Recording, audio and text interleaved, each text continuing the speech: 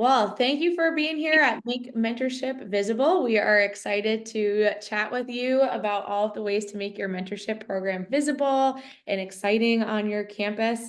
And without further ado, let's get into it. All right, so just a couple housekeeping things. This webinar is being recorded and we'll share the recording with you afterwards in a follow-up email, along with some related educational resources. On the screen, you can check out just a couple quick best practices for ensuring that your virtual experience with us is seamless. I'm presenting today's learnings at the first half of the event here, and my name is Jennifer Caius. I'm a customer education manager here, and I'll be joined later today by two of our guests who I'll introduce in just a second, and also by Director of Partner Success, Jess Kitt, who you see waving there in her little box, and she'll be in the chat dropping links as I'm sharing them and able to answer any of your questions while we're going along. We'll also have space for you to come off mute and ask questions live during our Q&A at the end.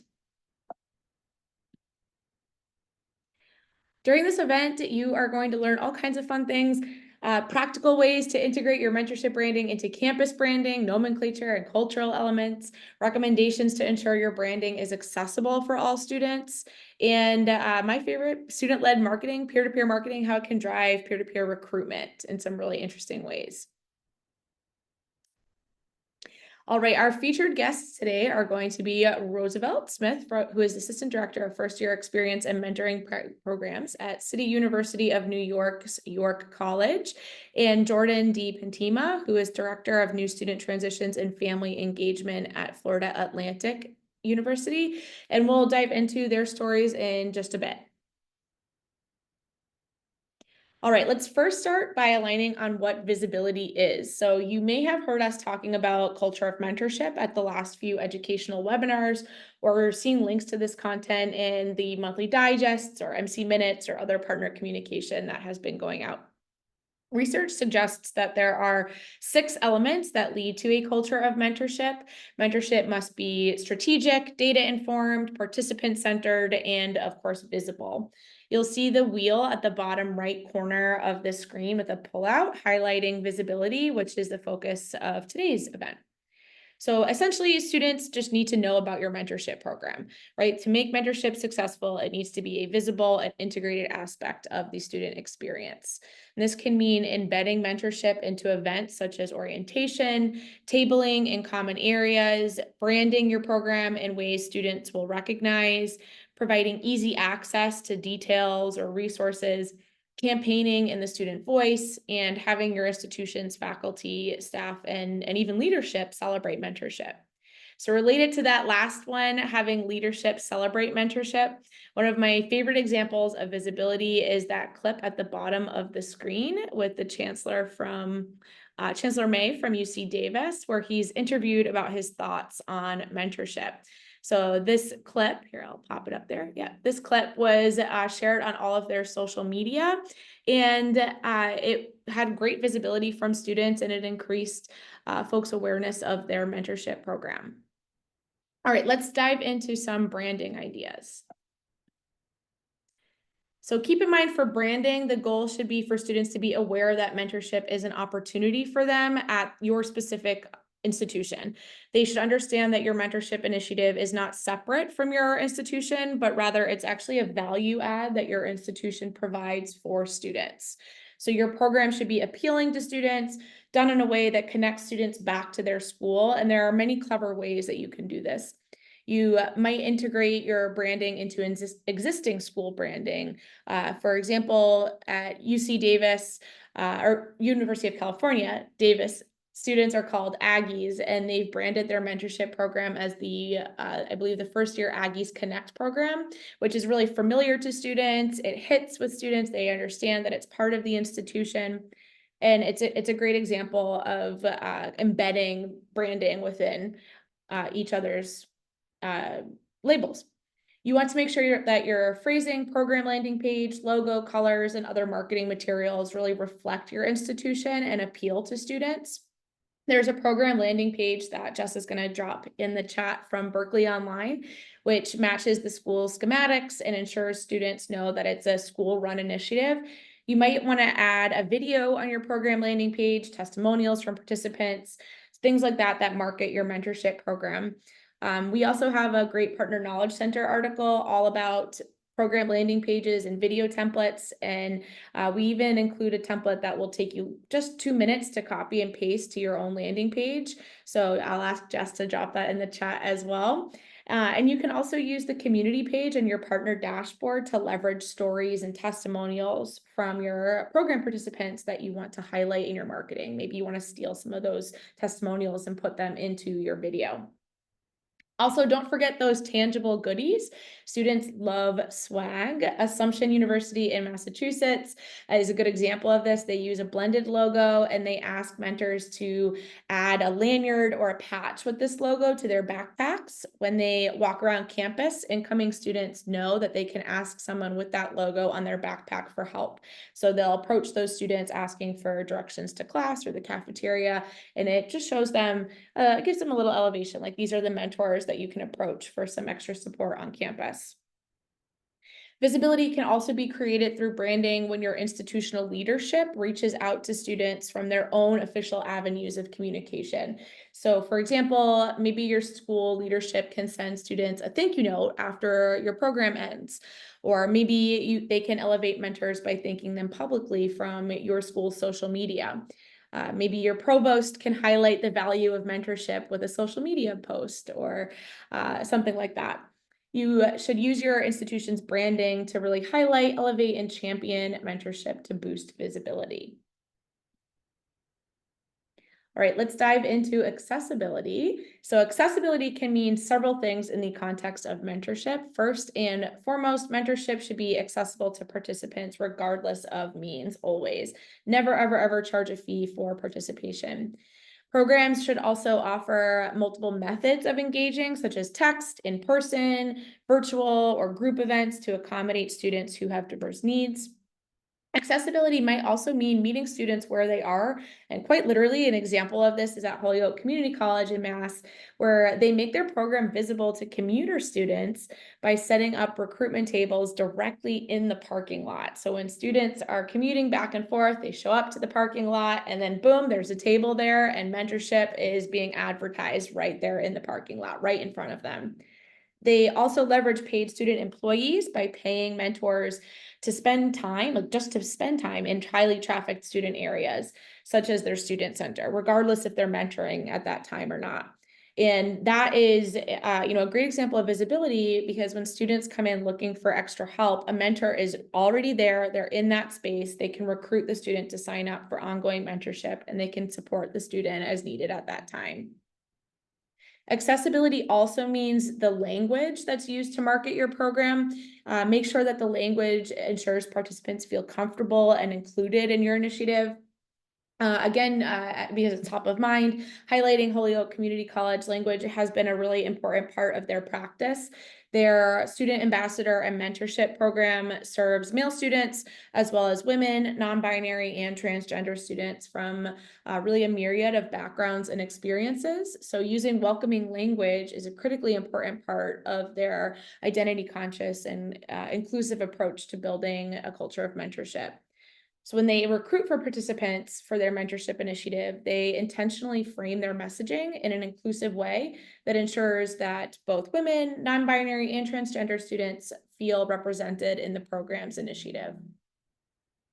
Finally, I'd also recommend considering how to make mentorship more accessible for participants in a way that will make mentorship more visible just across your whole institution. Mentorship in general might be a new experience for participants. So providing the support they need to thrive is really important to spread mentorship and elevate its visibility. Encourage participants to leverage the conversation starters and discussion guides and the resources page on their participant dashboards.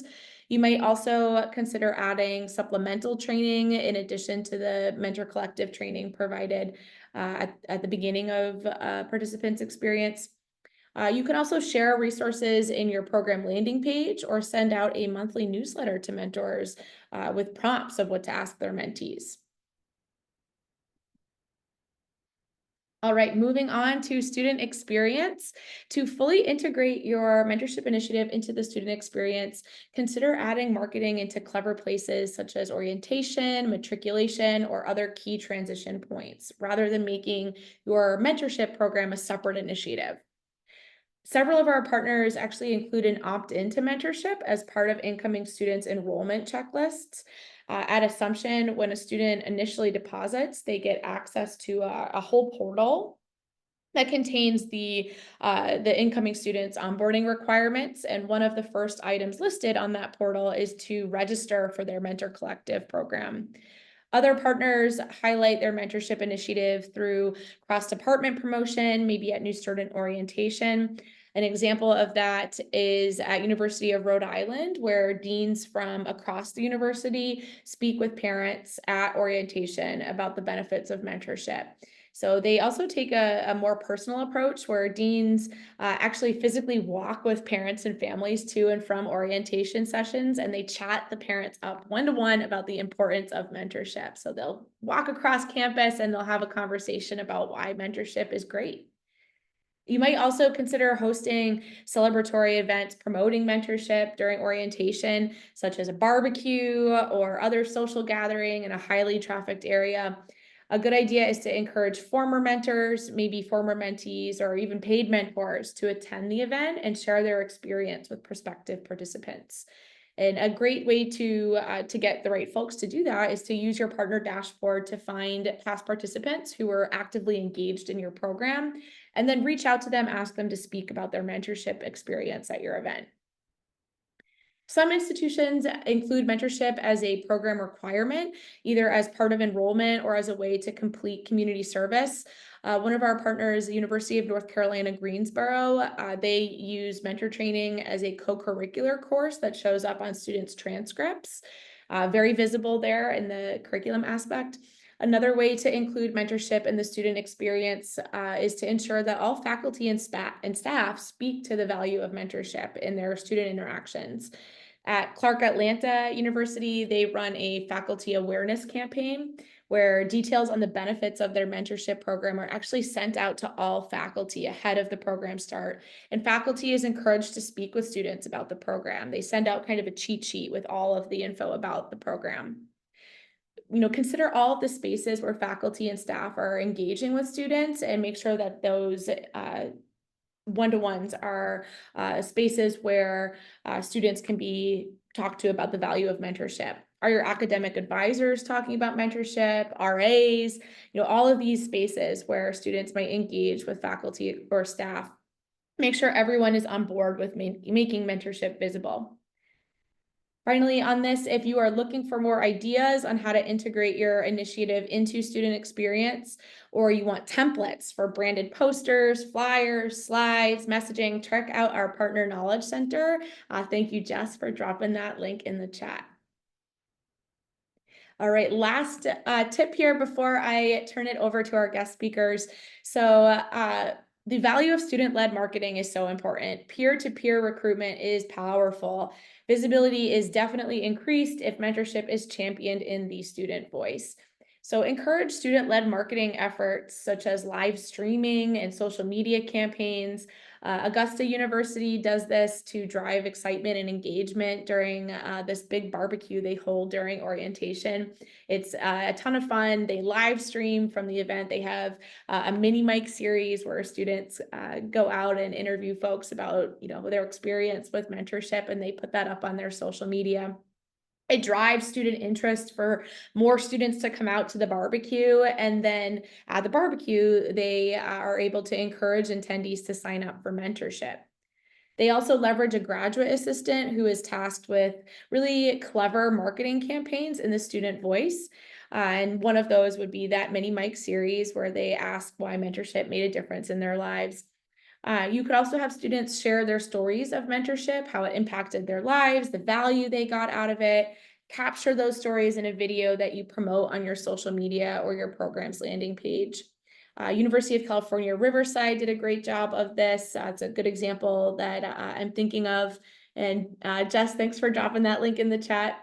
And without further ado, now you've heard from me. I've given you all these tips, and I'd love to turn it over to our guests now. We're going to talk about how they put these tips into practice at their institutions. We have lots of great examples on how they made mentorship visible at their institution. So I'm excited to turn it over to them. So first off, we are going to start with SUNY York's story on how they made mentorship visible. Roosevelt, welcome. Thank you for joining us. Roosevelt Smith is, again, Assistant Director of First Year Experience and Mentoring Programs at City University of New York, York College.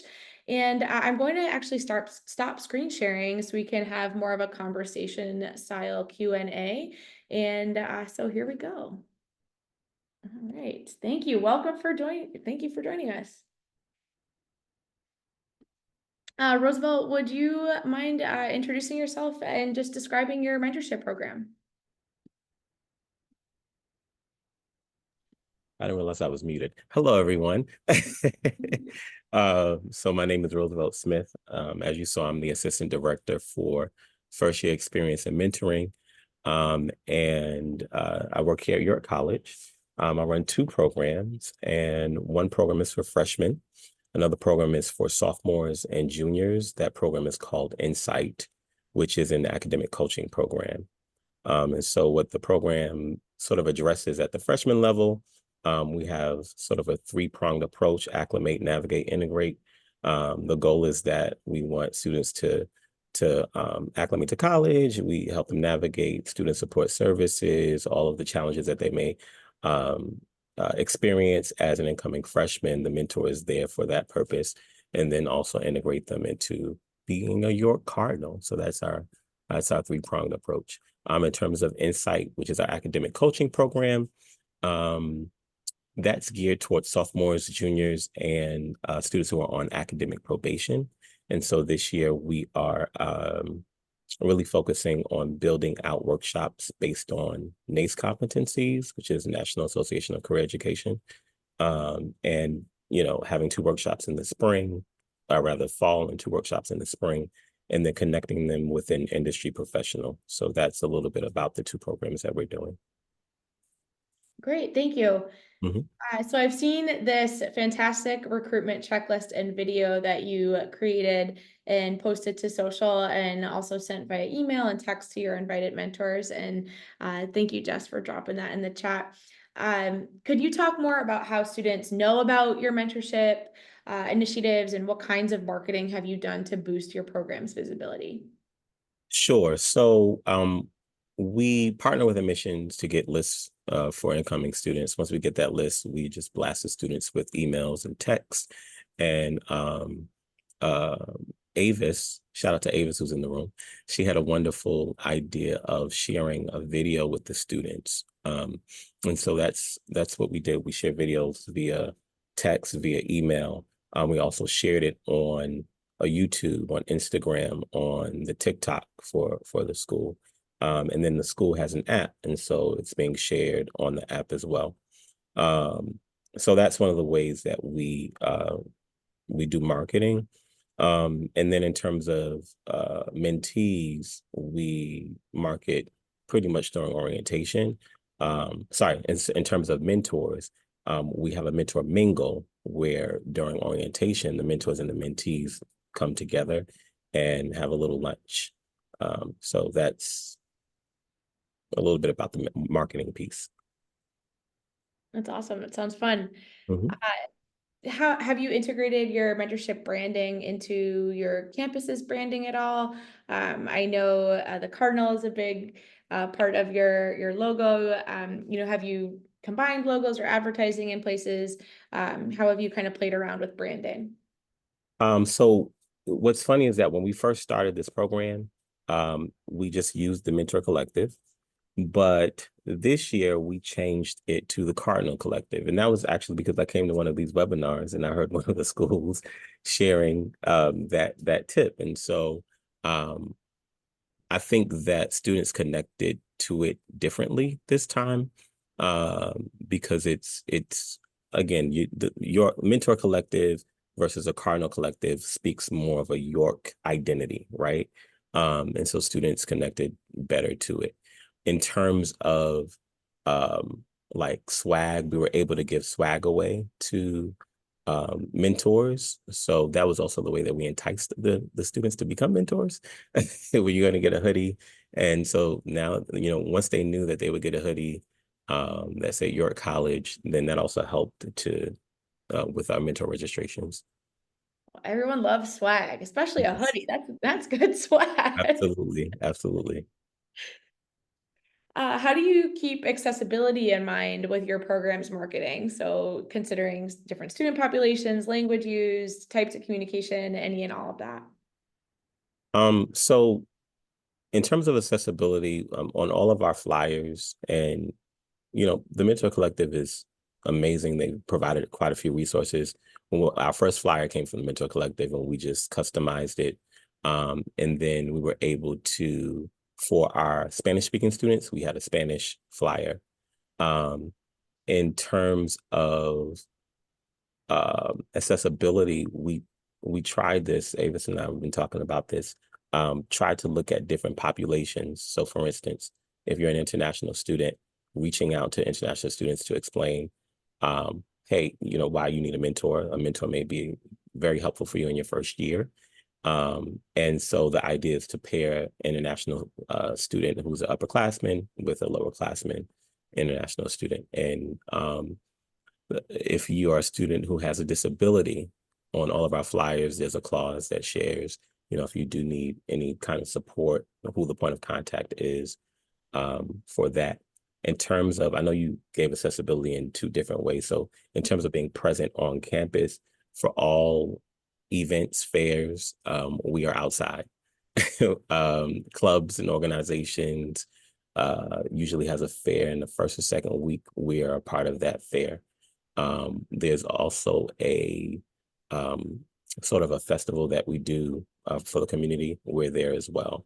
So we're outside. We're outside. I love it. I love it.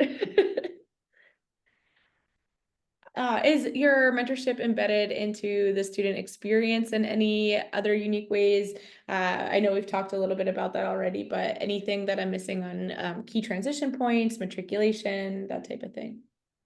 I know I mentioned orientation. So in orientation, students are informed ahead of time that they may be contacted by their mentor and they'll have an opportunity to have lunch with them. And we had Shake Shack, as I mentioned before, so that's an easy sell. And it's an easy lunch if you're both having a burger and fries. But in the folder for orientation, the mentees receive a checklist on the events that are coming up for the year, so that they are aware of what they are committing to. And in terms of, you mentioned key transition points. So in terms of, I'm talking about two different programs. So that's what I just shared about orientation is for our freshmen. In terms of Insight, which is the program um,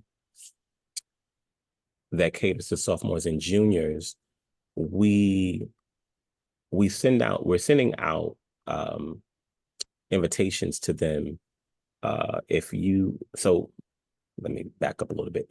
At the end of the semester, we get a list of students on academic probation. And so we already know, okay, these are the students that we want to entertain for the next year. And we start sending out that information in the summer. Right. And then for sophomores and juniors, sophomores who are between 2.0 and 3.0 GPA, we want to have a conversation with them as well, because oftentimes those are the students that experience a sophomore slump. So in Right. terms of transition point, that's how we identify who we're reaching out to. Okay, that's wonderful. That's a great way to embed mentorship in the student experience in kind of a different way than we've previously talked about, like just at orientation or something like that. Mhm. Does your program leverage peer-to-peer recruitment, and if so, how? Absolutely. If I find a good student that comes into my office, I tell them, bring me back 5 more. I mean, I think it's not a secret that if you find a student that's doing well, usually their friends are too. And if they're engaging, especially if they're charismatic and they know how to talk to other students, I ask them to bring me back a student or two or five. Uh, Yeah. so peer-to-peer recruitment, it matters a lot. And I just had a student come in my office just yesterday, and he signed up. And he said, "Well, I heard my friend was signing up." I said, "Oh, okay, great." I said, "So I want you to bring someone out and tell Catherine to bring someone as well." So that's how it usually goes. Yeah. Mhm. I love that. I love hearing that. Advocacy. Last up, how are faculty and staff at your institution aware of your mentorship program? So we generally send out a blast, an email blast at the beginning of the semester. But outside of that, I sort of leverage my personal relationships with faculty and staff. I have a running list of faculty and staff who are interested in being a mentor. And in fact, in our first year, we had faculty and staff sign up because some of them were taking classes. So they were in our initial email blast and text. So once I found that out, I was like, oh, we need to keep this going. Yeah, But yeah, those are the two ways in which we engage faculty and staff. that's great. That's wonderful. Well, thank you so much for your Mm. time and for your expertise and for sharing all of this with us. It's been wonderful. We're going to transition now to Jordan. So I'm gonna pull my screen up one more time. And Jordan DiPantima, Director of New Student Transitions and Family Engagement at Florida Atlantic University. I'll pull myself back off. I'd love to ask you the same questions. I'd love to pick your brain from a different part of the country down in Florida, a little bit warmer than in New York. Jordan, thank you for joining us. Can you introduce your mentorship program to us? Yeah. So new student transitions and family engagement. I oversee 3 offices on campus. The first being orientation, family engagement, and then the mentoring project is what we call it. Underneath the mentoring project, we really exist to bring together all of the formal mentoring programs at Florida Atlantic. So I directly oversee 2 of those programs, one called First Year Connections and the other called Transfer Connections. Awesome. And how do students know about your mentorship program? Yeah, it helps being in charge of orientation because I can tell them all as soon as they come in. So orientation, in our welcome, we actually have slides that takes students, depending on the population type, either transfer or first year, directly to sign up during the welcome. And the welcome is also when they're sitting with their parents and guests. So typically the parents will lean over and say to the student, like, you should sign up for this. And we get most of our signups to happen at that point. Leveraging parents. Yeah. That's so great.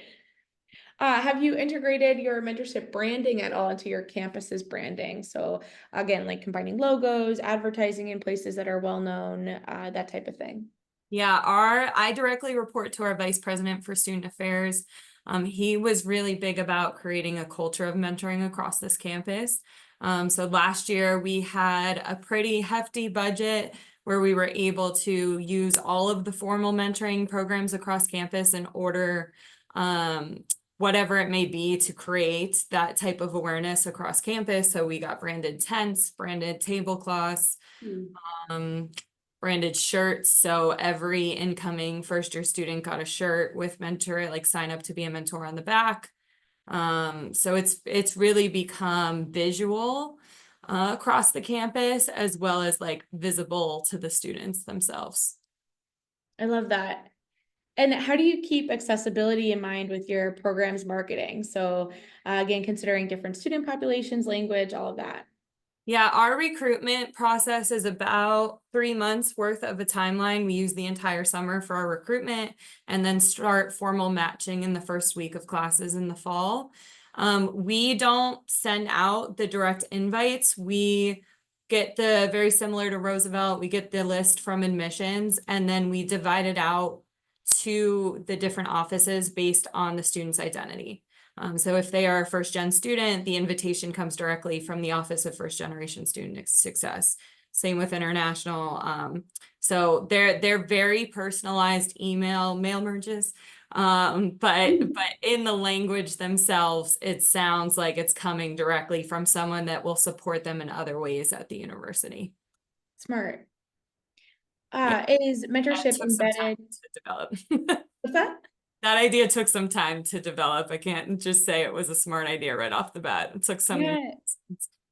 Well, and the logistics behind it, I'm sure, Yeah. it takes a while to put all that together. So, is mentorship embedded into the student experience in any other ways that we haven't hit on? Yeah, so the mentoring project, that part of that budget sponsors our orientation leaders. So their uniforms that they wear will also have mentoring branding next year. So they Oh, get backpacks that say, have the QR code to sign up.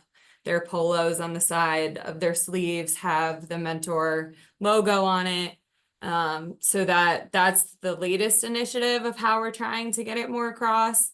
And then have like walking student billboards, given that the orientation leaders are the ones doing the most recruitment for this program. So yeah, that's fantastic. So that actually leads me into the next question, right? That is kind of peer-to-peer recruitment in many ways, is showing, putting the branding right physically on you and right. showing up across campus in that way. Are there other ways that your program leverages peer-to-peer recruitment? We have, so also similar to Roosevelt, the tabling, the fairs that happen across campus, all of those are run by our orientation leaders. So their agreements have a whole section within them for mentoring. They all serve as peer mentors. So they advertise it in their small groups at orientation. They are the ones doing the tabling at the resource fairs, at the student organizations. So outside of the office direct emails from professional staff, it is primarily them that get the message across. It's powerful. It is. It's really powerful. And then you had spoke earlier about the culture of mentorship that is really institution wide at Florida Atlantic. How are faculty and staff aware of mentorship, and how does that get communicated across the university? Yeah, so I could talk about this for a very long time. I did about an hour and a half long presentation with Mentor Collective if you'd like to hear the full story on it. But I sit on a group at the university called SWAT. It is the Strategic Working Group Ascending to the Top. We had to pitch to that group, which consists of the provost, academic affairs, student affairs, alumni affairs, basically representatives from all across the top leadership at the university, the CFO's office. And there is where we pitched the idea of, hey, we think this could work. We need budget to make this work. We worked hand in hand with our assessment and research team and pulled specific students that we noticed were not retaining at the same level of other students. For us, it was specifically male commuter students. So we really targeted outreach to them. We had male peers reach out to them. We had prominent male figures on this campus that did direct email communication to them. And so faculty and staff bought in because it was a retention initiative. So as soon as you start using words like retention and career placement, then your colleges want to get involved. So that's the lens we took with it. And then since then, we've been able to do more growing across the campus once we were able to prove the numbers worked. Awesome. Thank you. Thank you so much for that. All right. Well, Jordan, thank you. Roosevelt, thank you very much. I'm going to steal my screen back here for just a sec. And before we wrap up, if anyone wants to come off mute and ask any questions to our wonderful guest presenters or just in general, you're welcome to do so. I want to know how I can get a hoodie.